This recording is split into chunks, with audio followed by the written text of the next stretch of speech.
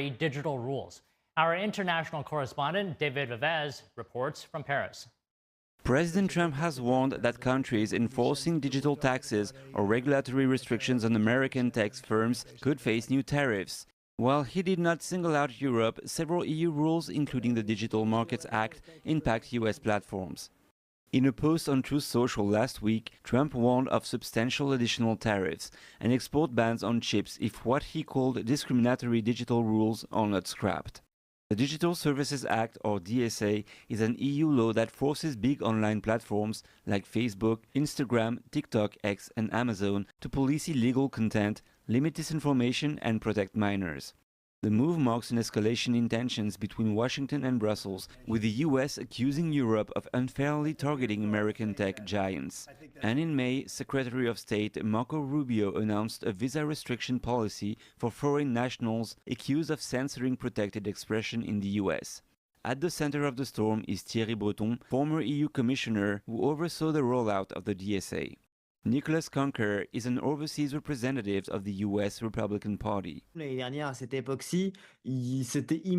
Last year, around this time, Thierry Breton interfered in a discussion that was supposed to take place between Donald Trump and Elon Musk by saying, "We're going to censor your discussion," which was a serious attack on democratic debate and the use of platforms and what has become of them.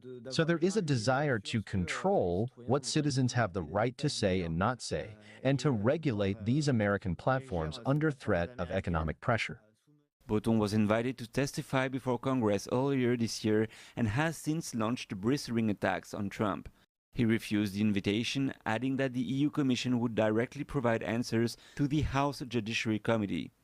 Breton accused the US of punitive blackmail and called on Europe to stand up to what he called American bullying, arguing that regulating online platforms is a matter of European sovereignty. Nicholas Conker says the US administration's move comes at a critical moment for social media platforms in Europe, which are targeted by the DSA. There are some who strongly oppose it and others who give in, but we can see that platforms such as Rumble, in particular, refuse to bow to pressure, even if it means leaving certain European markets. Telegram as well, whose founder has voiced serious concerns about the pressure he's under. What we are seeing now is a reaction that truly reflects democracy, saying it is not for unelected rulers to impose their will by restricting speech on platforms.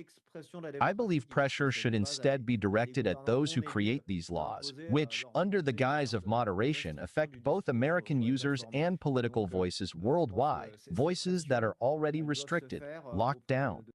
For US companies, the DSA means strict oversight and fines of up to 6% of global revenue for violations. David Vives, NTD News, Paris. We could see an end to vaccine mandates in Florida. State officials announced plans to scrap the requirements in their state.